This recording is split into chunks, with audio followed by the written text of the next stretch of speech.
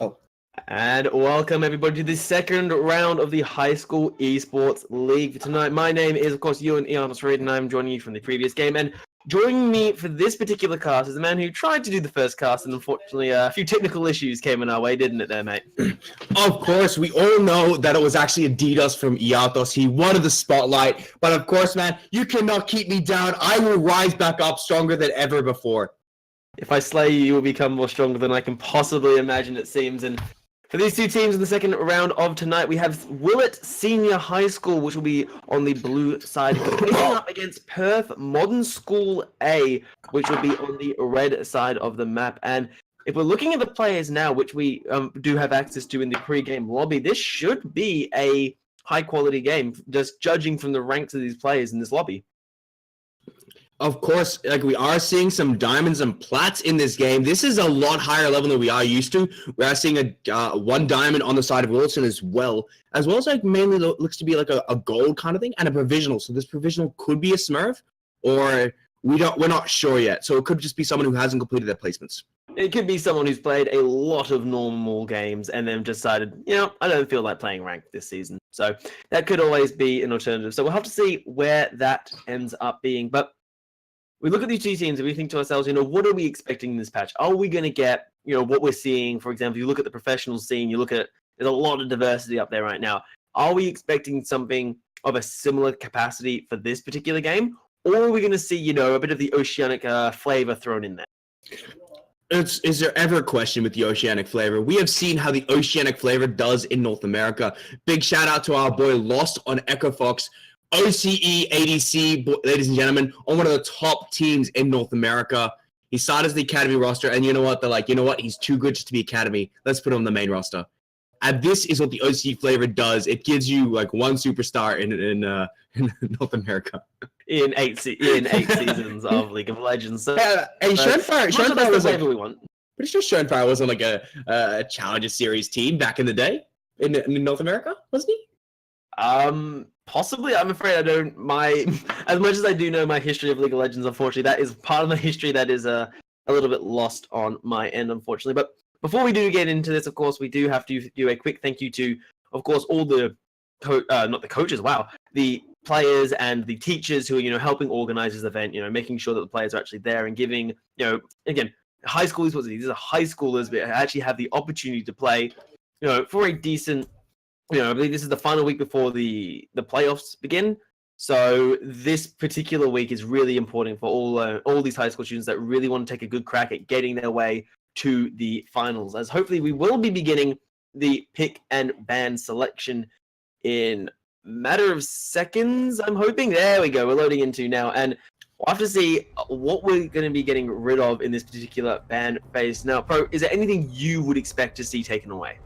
I'll be honest, I'm coming in this blind. I have not done any research, but of course Master Yi works too.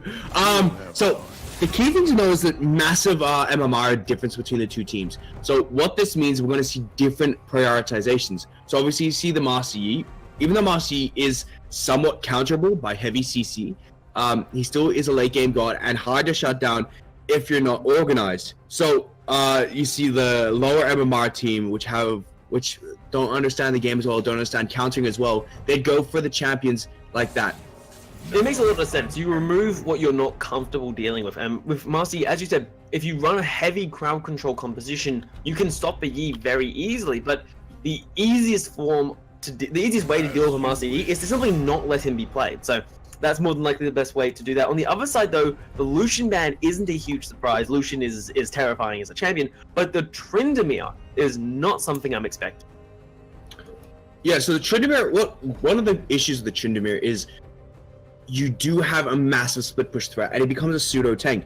His scaling is insane. He beats tanks due to the true damage on the Conqueror and also the Infinity Edge. So you can see why you'd go about banning the Tryndamere if you're going to go for like a split push comp and you don't want it to be matched, or if you're just going like your standard tank, then you want to go for a 5v5 team comp, so you ban it for split pushers.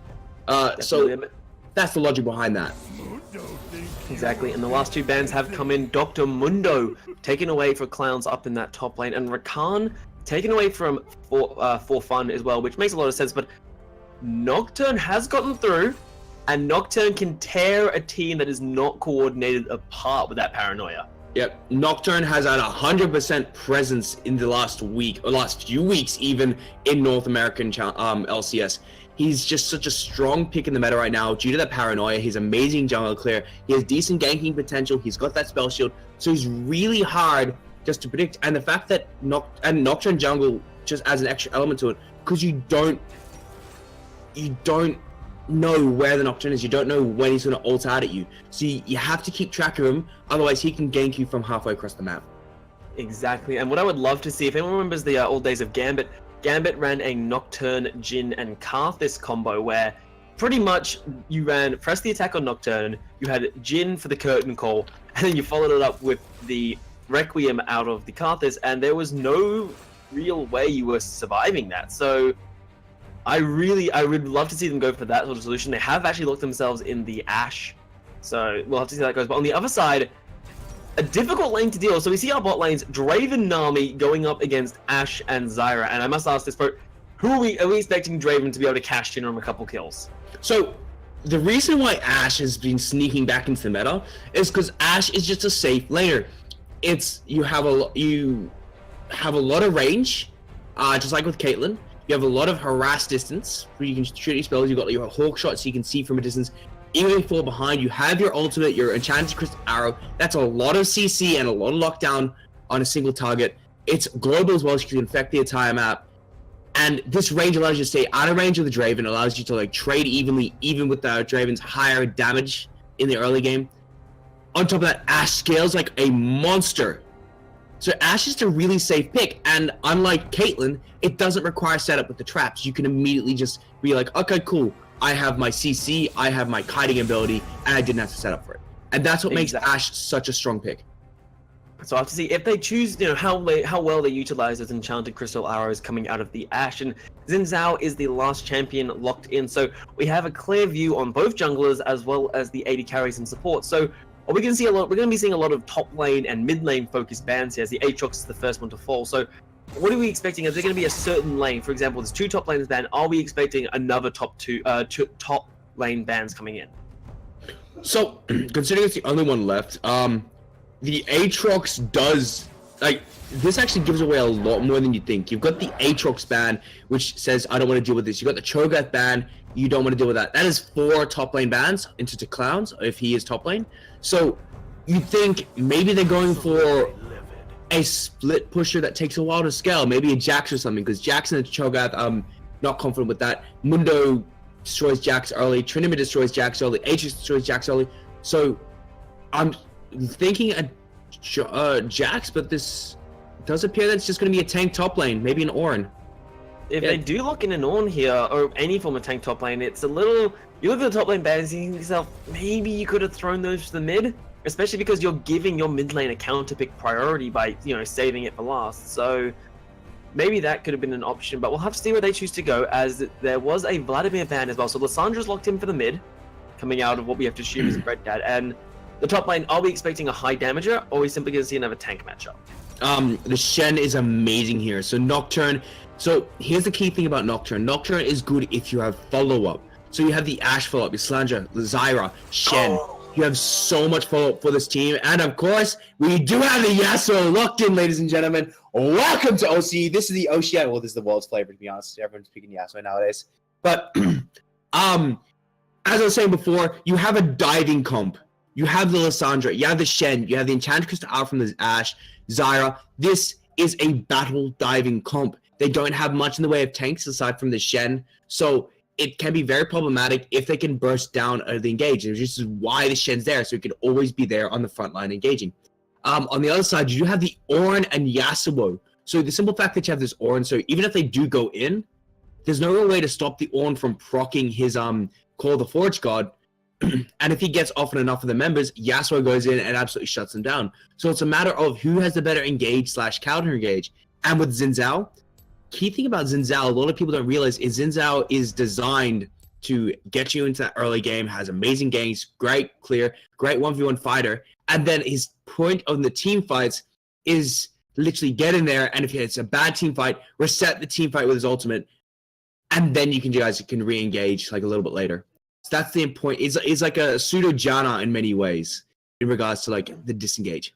Exactly, and we'll have to see where that build goes, because we've seen a lot of Xin Zhao's building quite differently. If you go for the Warrior into Trinity Force, you do a lot of damage, but you also pop like a balloon. So in this comp where you do have the Ornn as the primary tank, do you think that Xin should go for a more damage-centric build, or do you believe that there's still the need for a secondary frontline? Because Yasuo goes in, Draven, let's be realistic, Draven is pretty good, but he's no tank, and Nami needs to hide in the back lines, or risk is getting blown up.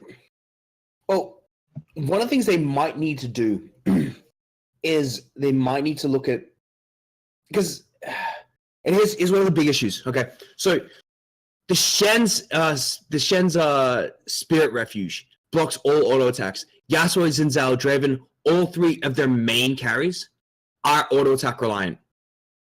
They're all AD as well. So you're going to see GAs, you're going to see Zhonya's Hourglasses, you're going to see heavy tank build, a heavy armor build from Shen, because that's all he has to worry about. He just has to worry about the AD stat. And the Spirit Refuge on the Ashe can do so much work and just completely shut down Draven, Xin Zhao, and Yasuo getting onto those priority targets. Add that to the Shen just being able to follow up any engage. This, it's going to be very difficult for them to actually, for Perth Modern School to actually execute this if this game goes for too late. But on the other hand, Willetton Senior High School does have, as you said before with Xin Zhao, sorry, it takes long to get to your point, but the Xin Zhao, if Xin Zhao gets a lead and he has that level advantage, he doesn't need to build tank. He might need to build bruisery because of the amount of CC. So the thing was with the Triforce, the i.e. the static shiv build that we've been seeing with Xin Zhao, is if you get CC'd once, you get burst to hell. And that is extremely problematic. It allows you to do a lot of damage and snowball a game, but you can fall off so hard. So they'll have to keep themselves nice and safe, as we will be loading into the game in only hopefully 30-ish seconds due to the spectator delay. But we see the teams, and we see a very dive-heavy style coming out of Willetton Senior High School with the Lissandra, the Ashe, the Nocturne, the Shen. They really just want to find a target, follow them up, and then roll the fight from that. We see not a similar style coming out of Perth Modern, but with the Ornn Yasuo combo, they really want to get that off, and then they have the Draven and the Nami and the Xin as almost follow-up after that initial engage. So we see the comps, we see their lineups, and I must ask you, Pro, who do you have faith in? Willet's, let's go in, let's just kill them all composition, or Perth's, not I'd say traditional because they're running no ability power in their comp, but Perth Modern School's slower team fight style? Honestly, Perth Modern School, basically MMR alone, their team comp relies on them basically getting that lead and being able to just initiate whenever they want. And if they can do that, that's how they win. And I do believe they've got the advantage for it. Like if you look at the Draven's gone cleanse, Yasuo's gone cleanse, so they've got ways to get out of the CC lockdown from Lissandra, from the Ashe, from the Zyra. And I definitely think that Perth Modern School A's snowball kind of team fight style will pay off simply because of their higher MMR. They're going to be able to outlane. They're going to have pressure from then on. So they have to close this game out by about 30 minutes. Otherwise, from then on out, it's Willetton Senior High School's game to come back. Exactly. So I'll have to see if that's one vote coming in from Perth Modern with, of course, this very AD-centric composition. I do really like it because, again, Draven, if he can get a couple cash-ins, Draven, I mean, we've all gone up against a fed Draven, and we know exactly how painful that is. We know strong Yasuo, if he catches 2-3 members with the knock-up and then follows up the last breath, they're dead. Like, that's how that comp goes. But I'm going to have to disagree with you. I have faith in Willetton Senior High School. I really like their team comp. You look at the Lethal Temple Nocturne, and I have faith that if they can find a person, even with the cleansers and what hopefully will be QSSs built on the side of Perth Modern, I don't think they're going to be able to survive the engage, and then the follow-up is simply going to snowball the rest of the team fight there. So we'll have to see how it ends up going as we are loaded ourselves into the final game of the night with... And we'll have to see how it goes. Now, is there going to be any early game shenanigans coming out of these two teams? What are we feeling here? Well... you don't really have a lot of lockdown from the side of Perth Modern School A, and you have a little bit from our boys at Willetton. And on your note about the team comps, Willetton Senior High School does have the better comp. They really do. They've got more unison. They've got more global pressure, so they can go for the 1-3-1. The issue comes when the Sandra can't match the Yasuo in any 1v1. And it's going to be hard for her to match the Orin in the 1v1 as well, because Orin is going to be building both MR and armor. So it's going to be one tanky boy with a lot of shielding. So to Cloud's always going to win the split push. So they can go 1-4 kind of split, but it's going to be very hard to do a 1-3-1, which is what the double TP kind of insinuates. Early game shenanigans just look like it's going to be a standard line of scrimmage. Nothing special, nothing exciting. But of course, this does lead into like a bottom side star, and it does appear that's like neither side is really they're gonna just play it safe. There's not gonna be any chaos. They just want to play the standard game and be like, hey guys, let's have a good game and win this. Let's not pull out the Gouda just yet, it seems. But I want to talk about. I want these two teams to be active. I want these two teams to be having these fights, because as you're saying, Perth Modern running this very AD-centric team needs to get ahead early, and then needs to, as you said earlier, finish by in or around the 30-minute mark. So does that mean we're going to be seeing early game movements coming out of Ika's, Xin Zhao here? Because Xin Zhao is a very strong jungler early. He can get some good engages, and Nocturne, we shouldn't be seeing him till around level 6. So are we going to be seeing, this phase rush Xin Zhao trying to be a little bit cheeky? Well, Xin Zhao with phase rush is actually quite a meta build, as of like, what happens is you just get into your target and you stay on them. And it's really good for this very damage-centric Xin Zhao. Is that way you can just like never really get never really get escape from. You get into someone and you stick to them like a bad rash. And this becomes problematic, but looks like we might have some damage. Level 2, Hansen is just wailing away. The flash coming in and the cash in for Draven. It's not a whole lot of gold, but it is something, and it's definitely first blood, which, if that's the tone for the rest of the game set up by the first blood, this is not going to be pretty for Willett Senior. And of course, right there, as I said, we had to see the snowball, and we saw that snowball with the Draven. And Draven's one of the hardest snowballing champions in the game due to that shutdown, due to that extra gold he gets. And in the early game, the Ornn is going to win this early matchup until Shen starts to outscale. We do have the... Oh, no. So trying to be a little bit cheeky there, but nothing too much coming of it. But if you look at the map, Nocturne actually hasn't touched the top side of the map at all. His blue buff is still up, and while he's done a full bottom clear side, I'll be expecting, anything to... Oh, actually, Fun is bullying away on Bread there quite badly, but without the Ignite, can't really go in for a kill. But Nocturne... how badly does his team need him to hit level 6 before he's actually, really relevant here? Well, Nocturne's biggest issue is the fact that he doesn't have any gap closing. He has his Q, which increases his movement speed. He has an ability to stick on people, but overall, it can be very problematic for him to actually like do that gap closing pre-6. He doesn't have a dash, unlike the Xin Zhao. He doesn't have a lot of CC immediately, so they can just quickly get out of there. So it's very instrumental, but the thing is, as soon as you get that 6, that global pressure that you then get from the simple fact that people can't see him is insane. So we'll have to see where that goes, because as you're saying, once Nocturne hits 6, he's going to be online, and I feel like Xin should be trying to use that fact, use the fact that he is stronger in the early stages to try and influence these lanes, but it looks like not only is he not influencing the lanes, he's actually behind a couple camps as well, that full clear coming out of Tama really paying dividends. Of course, and we are seeing the bot lane just getting pushed in quite a bit here. And here's this Draven does have the Vampiric Scepter, so he's going to have a lot more pressure in this early laning phase, and a lot more sustain. So he's going to be able to just out-duel, out-sustain, and going to look to extend this laning phase from here and stop the Ashe from actually getting any items. However, there's again. Oh my lord! Flash coming in from Ico really wants to get Peanut. Draven is able to make him stand aside. One more hit will do it, and actually, it's Kasha picking up their kill of the game. But that is the Ashe falling for a second time at the 5-minute mark.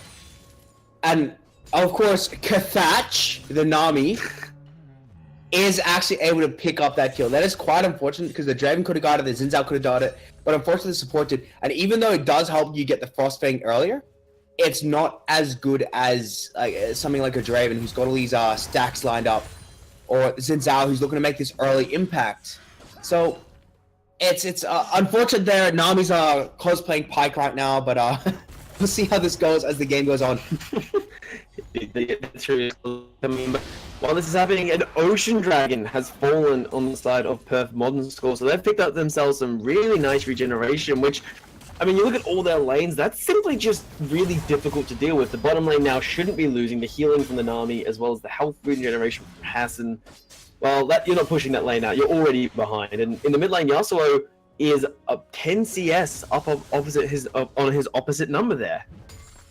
Yes, and it doesn't matter too much to Lissandra, because Lissandra does become this amazing team fight engage, a lot of CC, but a lead is always good.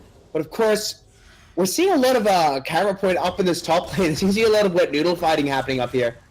But I mean, welcome to tanks. But of course, the Shen does lose this early, and until he gets the Tiamat and starts like scaling with his items, he needs to rely on the fact that he simply has regen in his Grassly and Dying to be able to continually fight the Ornn. Otherwise, he's just going to struggle like he's continually been struggling so far. Exactly. Of course, proccing the Grasp of the Undying against Ornn isn't even easy, because Bellow's Breath can land a stun and then Ornn can simply back away, so it's really, like, you make it sound so easy, I'll just, trade him when Grasp is up, but it's actually really difficult. Like, if anyone's played up against an Ornn as a tank, it's just like, why am I doing this? Now, he has the Tiamat, so he should, as you were saying earlier, be able to keep the waves, clearer, but he's not out of the woods yet. Indeed, and one thing to look at this bot lane so far is, and this is the beauty of the Ashe Zyra, is you have so much lockdown potential at 6 on top of the simple fact that you do have a lot of range harass. Means that he can actually keep this lead that Draven has got down. Draven does have better trade windows with the Conqueror, but it's the simple fact that he can't get in range properly before he just gets harassed out with the Ashe Zyra, so he has to play very respectful. Exactly, and he talking about respect, the double cleanse coming out of the side of Perth Modern sort of speaks to that level of respect, They're saying to themselves, there is the chance that we won't be able to get our QSSs in time, and they simply said, alright, it's not worth the risk. So, instead of the Ignite from the Yasuo and, the heal coming out of Hansen's Draven, he thinks to himself, I'm just going to play safe. Now, while we're seeing, Wet Noodle up on the top lane, it looks like Tama is actually able to steal away Ika's red buff, which, for Nocturne, he's hit level 6. Now are we finally going to see the trigger be pulled? And of course, Yasuo has been playing very aggressive for a long time now. So, this may just be a gank in mid. He does have the Paranoia up. Oh, but once again, we're just seeing a lot of Wet Noodle fighting at the top lane, but of course, Ornn's doing a really good job of freezing the lane up here, so he's not actually in danger of getting ganked. Exactly, and also they're trying to try and force it. Oh no, For Fun went in at the worst possible time. He uses that last bit, but I think he realizes he's in a little bit of a scenario that the fear lands in even after he gets rooted up. Surely to God, one more order will do it. A flash coming in from Tama to ensure the kill. Stand United comes in. It is not enough, and Ika picks up a 1-for-1 trade. And of course, right there, we did see the Shen try to use his ultimate to keep the Nocturne alive.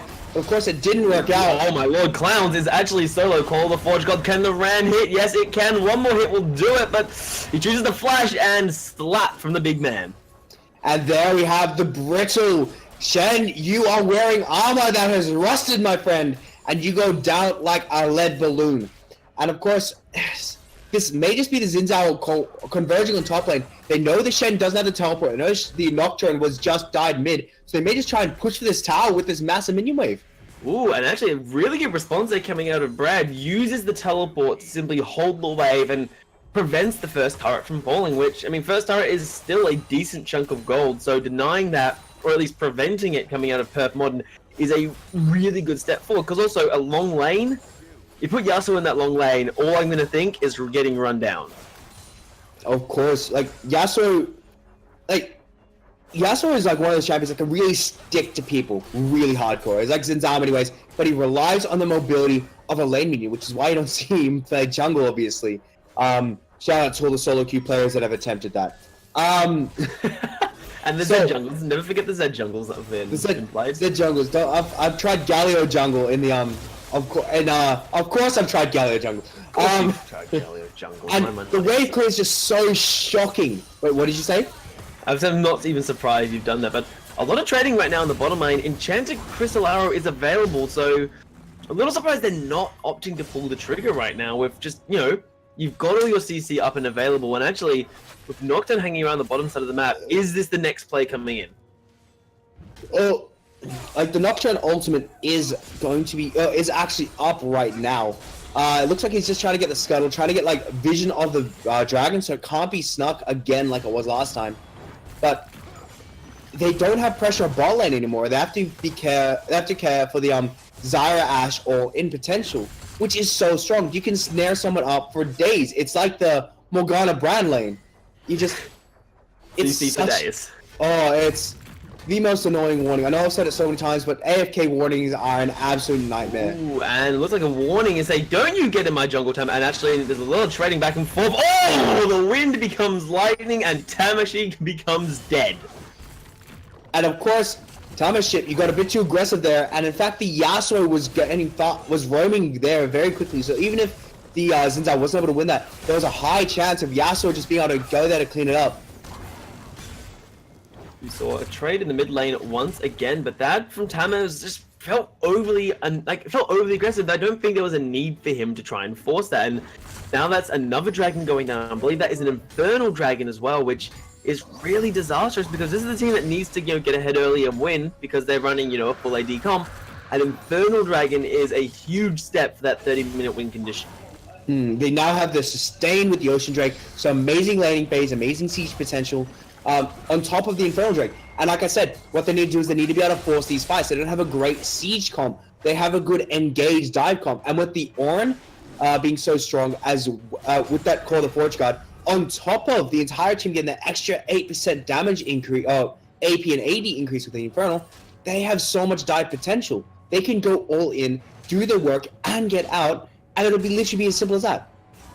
And if you look at the items as well, Hansen has picked himself up a Bloodthirster while Peanut is struggling to put his remnants of the Blade of the Rune King together and actually forced the flash, but unfortunately against the Draven, I don't know how useful that flash is. He will be able to run you down, but I think Hansen allows Peanut to live yet another day.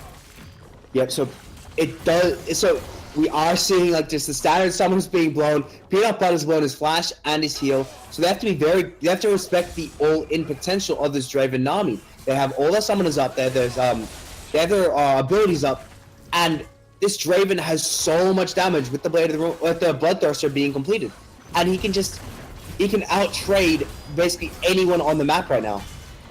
Exactly. That's a little worrying that this Draven, you know, as you said, this guy who needs this ball got a really early kill, and he's sitting, I'm willing to bet he is sitting on an excess number of stacks. If we can have a quick look, he's sitting on only actually 33 stacks, so not as many as I was expecting, but... An excessive number of stacks, Yatos.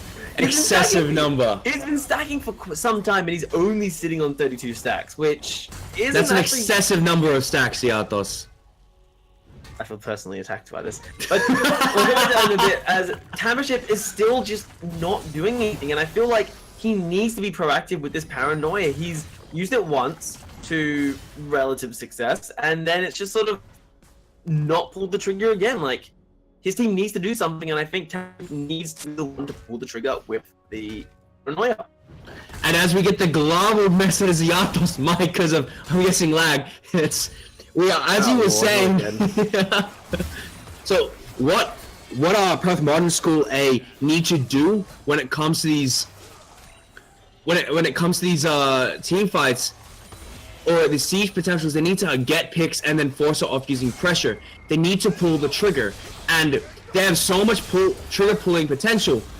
Like the Yasuo right now in mid lane, who is going absolutely ham. He does use the cleanse. Of course, the ultimate comes out from Lissandra, keeps the Lissandra alive, but that is a cleanse blown from the Yasuo.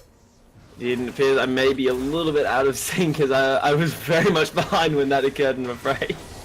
But well, we are at 1453, 1454, 55. Okay, so I'm about on 6. time now. I'm about on time. Okay, lovely. Grand. That is first turret falling, and that's the middle lane as well. Which I mean, we all like middle lane turret falling this early is disastrous. Yep, and it opens up the map tremendously. This is a free roaming lane now for the Yasuo, and they can just steal the buffs of the Nocturne. They can put the Nocturne in further behind. They can, both bot and top lane are struggling immensely. Oh no! Oh no! Tamaship, he's flashing immediately. Paranoia. He looks like he's not doing. Oh, Stand United really well timed, as well as the Paranoia to ensure they couldn't target him down. But that's the Stand United, Paranoia, all burn for just one simple invade. That's disastrous. And that was absolutely amazing, and they can actually rotate for the Rift Tower. They've almost got top tower as well.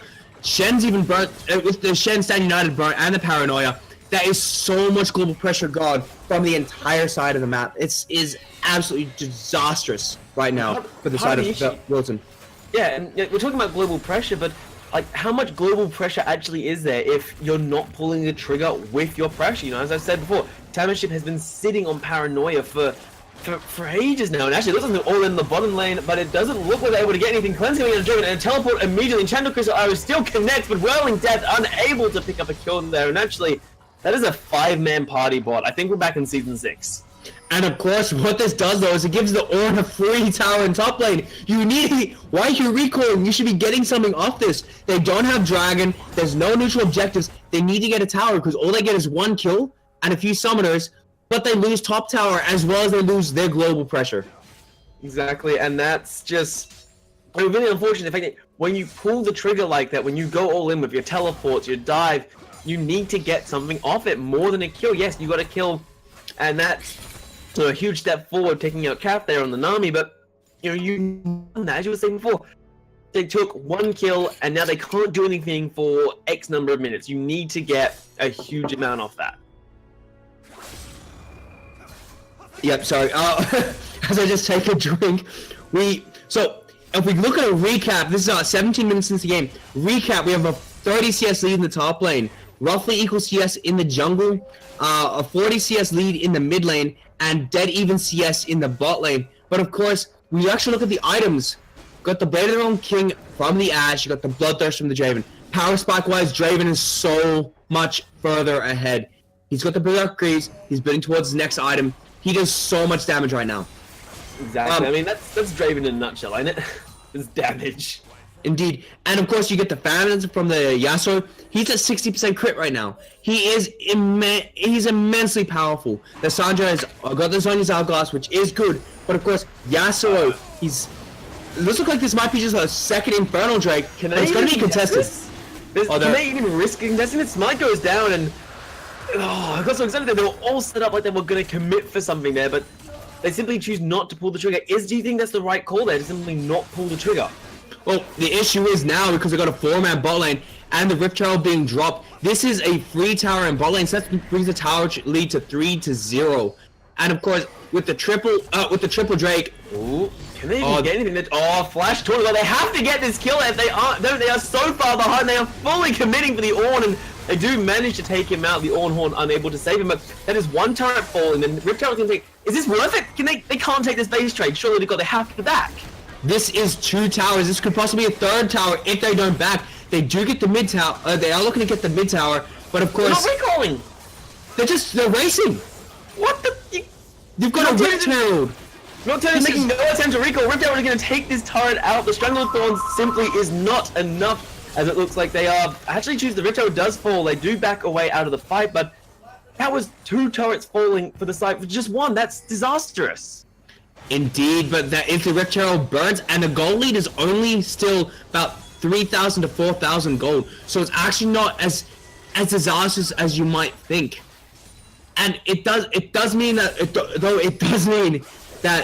the side of a Perth Monster he is so far out of position here. Brett is in so much trouble. Staying United, as well as the Hourglass, able to buy time, and actually for fun, unable to pick up the kill. I don't know how they managed to turn that around. Flash coming up from Peanut saved his life, but that was That was close. cool. That was ham coming out of full front player. He's like, I am making a sandwich and I am putting ham on it. And then Nami's like, I've got some mustard, but I don't think I've quite got enough. Exactly, but at the end of the day, For Fun is the only one that actually falls throughout that. So 2-0-2, but he is sitting close to Infinity Edge. I don't know why he's got a double BF sword, considering the build path was changed from double BF sword to BF sword and a Pickaxe, yes. He's really.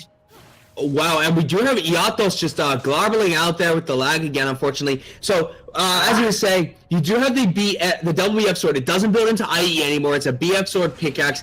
But key thing about these crit items and why this might be an indirect buff to Yasuo with the crit item changes is because to get your IE and your Phantom Dancer is about 700 gold cheaper than it was. Slightly less stats, but a lot faster to build. So therefore you can snowball so much harder onto Yasuo. But this does not help if you're building the wrong items to build the actual item you're thinking of. I mean, it was changed very recently, so it's an easy mistake to make. It's a mistake that I know I've made myself. So like, and also that BF sword could go into a Bloodthirster. So it's still very much a usable item. And maybe he was sitting at 1300 gold, like, you know what? Get it and get my... I do plenty damage, I don't necessarily need it. So we'll have to see where that ends up going. As we do, if we can take a quick look way down the rest of the items, you know, we're looking at the Clowns hasn't actually finished an item yet. He's sitting at the Tiamat and the components of his Sunfire Cape. It's this is quite problematic because so far he's meeting the 1v1 against the Ornn, who does a lot of magic damage. So he hasn't actually got a lot of resistances against the Ornn.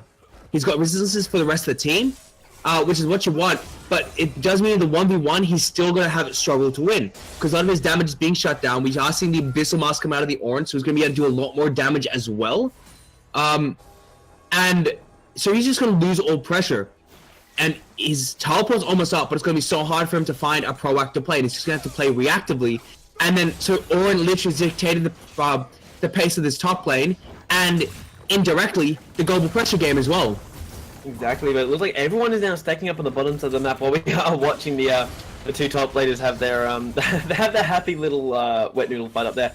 Everyone else is on the bottom side of the map, and with the next dragon spawning in 2 minutes, and that dragon is a third infernal dragon, you feel like Willetton have to contest this, or it's just going to snowball out of control from there? Well, it's one of those things where it's like the longer this game goes, though, the more advantageous it is for Willetton Senior High School. We had talked about this before. Post 30 minutes, we are seeing the Ashe start to get like those 2-3 items. The scaling will have the 60% crit with the IE. You will have a lot more CC with the Clowns. You have this amazing engage with Tamaship. Bread Daddy, he's got like this amazing engage as well, and their team comp does scale with the damage and does scale with the engage and the all-round synergy of it. So it can be very hard for Perth Modern School if they lose this lead for them to come back. And at the end of the day, they've only got a 3,000 gold lead, and even though that's big now, if it doesn't increase soon, it's just going to get to a point where the Shen outscales the Ornn, the Ashe outscales the Draven, and Alessandra just becomes a team fight beast. Exactly, but we'll have to see where that goes. I feel if they're able to secure the next dragon, that they can go for Baron, make a Baron play, and that is their key, and that's where they get that gold advantage. So, you know, Perth Modern School definitely have their solutions, but for Willetton Senior, once again, I feel like they're holding the trigger for too long. They're not, you know, it's a 50-50 game. Should they be risking more, you know, forcing the paranoia plays up against Perth Modern, or simply be reactive, which is what I feel like they've been doing for a lot of this game. It's being really reactive what's happening to them. And it does appear they're setting up for the Infernal Dragon. The Infernal Dragon is live. They're just going to rush this down, and this is problematic for the side of Willetton Senior High School. That is 24% scaling on the 80 and AP. Call the Fortune coming out against a double knock-up into the last breath. They are completely gone already. No chance. The Enchanted Twistle Arrow is far too little, far too late. That is 2 kills and 20% damage increase. Willetton Senior, I think they needed to contest that. Now they're in such a bad position with 2 members dead, and Peanut is just getting solid under it. Aker doesn't give a damn. Tama is trying to do his goddamn best, but his goddamn best ain't just enough. He does get one back, but that is 4 members dead, and Clown can do nothing to stop this. To Clowns is there standing me like, hey guys, I'm here. But mate, you're a little bit too late as they do take the inhibitor tower. They got to take the inhibitor, and this just opens up the base, and this swings the gold lead to a massive 7,000 gold. 3 Infernal Drakes and an Ocean Drake. What is it that this team has to do now? Well, you said earlier, this team needed to get ahead. Perth Modern needed to get an advantage and be looking to end in and around the 5 to 10 minutes from now. And that's exactly what they got. They got themselves a pick off of Cold Forge God, followed up by the last breath, and just, well, it was beautifully disgusting is what we just witnessed. And it's only going to get worse with that sort of style. Baron's the next objective, and I don't see a reason why Perth Modern School simply can't recall, reset, and then rush Baron, especially not with Orn's Living Forge coming out as Ika picks up his upgraded Trinity Force with the Trinity Fusion.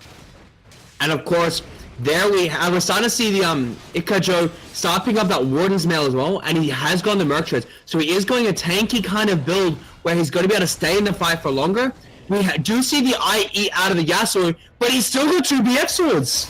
I mean, that is so much damage. Oh, actually, Emperor, they're trying to get catches him. Oh no, Call of the Forge God seems very early. Actually, the rest of the team maybe wasn't there to back him up, but the Vision Wars are now commencing, and I have a feeling that Perth Modern are going to be winning this war, hook, line, and sinker, because they simply can't walk up. Look at this, they are forced all the way back. Tidal Wave coming out. Oh no, the flash! That's not a flash you want to make! And Zyra is already done and dusted. Azika following all the way through. It looks like Enchanting Arrow is not enough. They need to get a good collapse here, but it looks like Draven is just not relevant in this fight, but it doesn't matter. Draven's not required. Perth Modern with 4 members take the fight.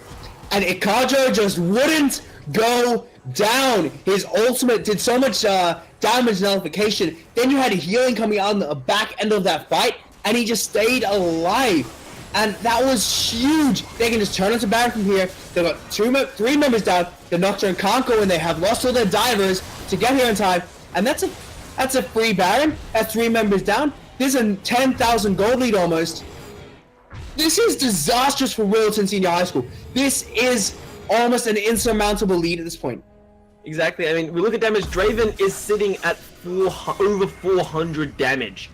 That's ridiculous. Yasuo is sitting at 378, so just under 400. And there is no better point for these two guys, the side of Perth Modern, to win at this point. Both their primary carries are sitting at a ridiculous amount of damage. And their follow-up is, with the Ornhorn, the Xin Zhao, as well as the Nami, really, really relevant right now. So that is 3 BF swords from Funplay. He's making a statement. And what is he building to these? Like what? Like why? Why is he doing this to them? A GA, a Bloodthirster, Essence Reaver? Essence? But why would you get an Essence? Because the cooldown reduction on the rest of your abilities. Yeah, I can see that. Maybe I can see that. Yeah, and it also gives you mana regen on the. No. You get it for the passive. You get it for the passive of reducing. Yeah, the Essence player. Yeah, but it's still very questionable. It's like, well, what else would you build out of it? Because you got so you got the IE, you've got the Bloodthirster, maybe. Yeah, definitely the GA. What else builds out of a BF sword? He's got everything else. The only item he's missing that builds out of BF sword that they can't get is the Essence Reef. I mean, I think it's partly he said, I've got enough gold for it, I might as well. Wait, it might just be the Storm Razor, in fact. Oh my god. The Storm Razor builds out of the BF sword. So, that's disgusting. Even more crit. So this is the Force of the Yasuo build right now, and he doesn't need to worry about anything. They can just dive in. They've got such a gold lead. They've got Baron buff, open inhibitor in the mid lane. They can just absolutely shred right here. Exactly. And I feel like Willet have to force an engage here, but they're 10k gold behind. If they force a fight here, do they even stand a chance of winning? I just feel like they are so far behind, and their team fight engages have just been so all over the joint that even if they get the perfect fight with Bread Daddy and Talna getting a good engage, I just don't think it's going to be enough. The big thing here is no real way that you win a team fight. You have to be very careful Oh my lord, they're trying to force it right here and right now. They want to make sure this is the end. Paranoia going, they're trying to get access to backline, but Draven gets a cash in, and unfortunately he's untouched throughout all of them. Want a second cash in, a double kill coming in for the Draven. While they do manage to pick up Yasuo, unfortunately I don't think it's going to be enough. A triple kill coming out from Draven. Oh my lord, he's got a quadra kill. They're going all the way in, and Shen Clowns is denying the penalty. He's like, no. You're not allowed to get it. But that is a quadra kill for the Draven. And then it's going to be Perth Modern School A taking a very demanding game over Willetton Senior High. And of course, right there, we see everyone just popping off, doing so much work left, right, and center. Asen tried to make a play for the Shen, but of course, he isn't able to get it. And guys, that is going to be game in favor of Perth Modern School A. I have predicted this. Yatos is wrong. I am right once again. Indeed, Perth Modern High School were able to get themselves an early lead. They gave, they got an early advantage, a 3k gold lead, and then they forced that fight with Call of the Forge God, following up, getting a double kill into a Baron play, forcing it into a 7 to 10k gold lead, and just took over from there. So Perth Modern, they saw their openings, they saw their opportunities, and they found a job to pop off. So really fun there to watch. The side of Willetton Senior, I just feel like there's a couple fights that should have the You're lagging out like crazy, Ewan. So of course, come on, that's not fair. Yeah, no, it's so everyone missed that very valid point. I'm sure you said. Basically, Perth Modern did a fantastic job to see their win conditions and then work off it. Willett, I think they could, I think Willett could have risked pulling the trigger a little bit more. Use that paranoia, and even if it doesn't work out, just pull the trigger. You have the cooldowns. Give it a shot. Would have been really fun to watch. Yep. So guys, this concludes today. Next week we get into the grand final rounds. So you get to the playoff. So you get to the playoff rounds, and it's going to be absolutely insane. There is a live final coming up in September. More to be announced that in the future. But of course, guys, it's been an absolute pleasure today. I love the Yasuo's BF sword build, but massive shout out to three of them in the end of the game. There's 3 BF swords because he can. Just chill out on 3 BF swords to the voice. He doesn't even throw it at him. He just got the 3 BF swords. But exactly, anyway, guys, thank you so much for tuning in. It's been an absolute pleasure casting it today. Aside from 1 or 2 technical issues that with the client spectator mode, it's a pleasure to be here. High School E-League, thank you so much for being able to organize all this. Thank you to Yuna, who's been broadcasting. Yes, she's the Asian grill that everyone's obsessed about. Cool. And guys, so massive shout out to the teachers and schools that have helped organize and make this possible, and to the students who are getting these teams out, getting together some amazing players and friends, and just giving it your all for this competition. Guys, thank you so much. And guys, my name's Jackson Prolt Williams. My name is Ewan Iatos Reed. And before we head off, I'm going to tell you a random fact that Iatos thought my surname was Prolt for the first month that he knew me. Come on, man. Okay, guys. All right, guys. We'll hopefully see you next week, which will, as we said earlier, it will be the start of the playoffs. So we hope to see everyone there for the continuation of the high school esports league.